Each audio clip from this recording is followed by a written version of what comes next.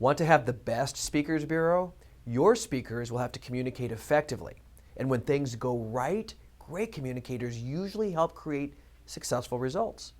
It's a necessary skill in every aspect of business, social, and family life. How speakers communicate will determine if they lead, command respect, earn trust, and are well liked. So let's look at 7 practices to help them master. First, they connect. Amazing communicators know that people won't start listening unless they connect intellectually and emotionally. So encourage your speakers to start by conveying an emotional anecdote that shows their common perspective. People noticed that when Steve Jobs talked to others, he made them feel like they were the only person in the world. Second, they interact. Excellent communicators know how to give and take in a reciprocal manner.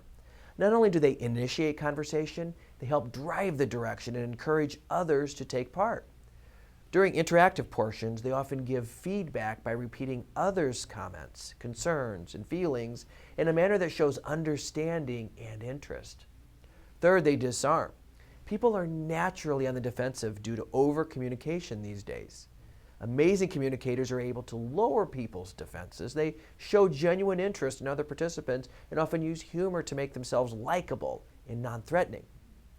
Help your speakers know their strengths so they are comfortable. Fourth, they focus. Great communicators are organized in their communication, and when presenting, they carefully structure their ideas and stories to hold audience interest and make their points. They also work for consistency, since contradiction kills credibility. Help them plan their conversation, so set structure to their talks. Organized slide kits can help them ensure direction. Fifth, they clarify. Don't assume that just because you understand your brand's messages that your audience will too. Amazing communicators find ways to simplify complex concepts without being condescending.